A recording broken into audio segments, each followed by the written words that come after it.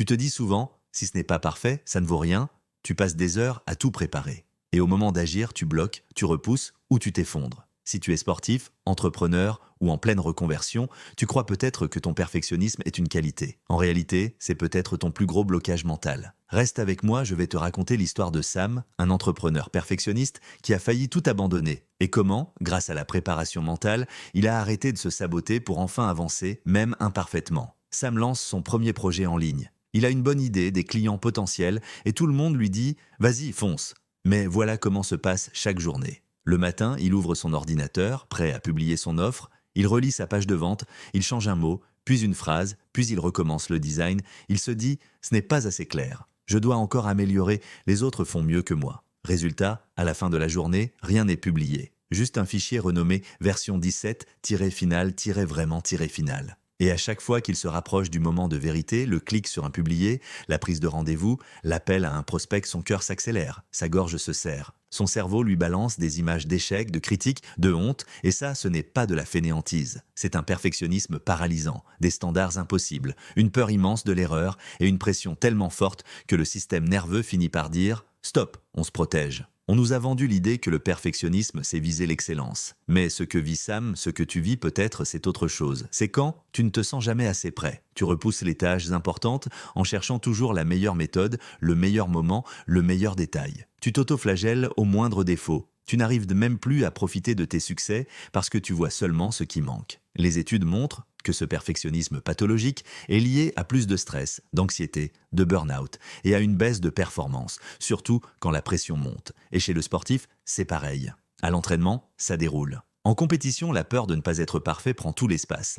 Tu joues petit, tu n'oses plus, tu sors de ton flot. Le vrai problème, ce n'est pas que tu veux faire bien. Le vrai problème, c'est que ton cerveau a associé imparfait égale danger pour ton identité. Dans la tête de Sam, il y a un conflit permanent. D'un côté, son conscient dit « je veux lancer ce projet, je veux performer ». De l'autre, son inconscient murmure « si tu te montres imparfait, tu vas être jugé, rejeté, tu vas échouer ». C'est ce qu'on appelle une polarisation mentale. Une partie de toi veut avancer, l'autre tire sur le frein à main. Plus tu forces, plus la tension monte. Et ton perfectionnisme devient alors une stratégie de survie. Si tout est parfait, peut-être que tu éviteras la critique, la honte, le regard des autres. Sauf que dans la vraie vie, la perfection n'existe pas. Donc ton système reste en alerte constant. Tu t'épuises, tu te compares, tu procrastines, et tu confirmes l'histoire intérieure. Tu vois, tu n'y arrives pas. Sam aurait pu continuer comme ça des années. Ce qui a tout changé, ce n'est pas une phrase de motivation, ni une énième technique de productivité. Il a commencé par regarder son perfectionnisme comme un signal, pas comme une identité. Et voilà les 3 étapes qu'on a travaillées, inspirées de la préparation mentale.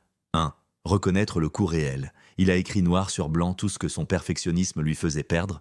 Opportunité ratée. Argent qui ne rentre pas. Fatigue, stress, nuit blanche. Projet jamais montré. Rien que ça lui a mis une claque. 2.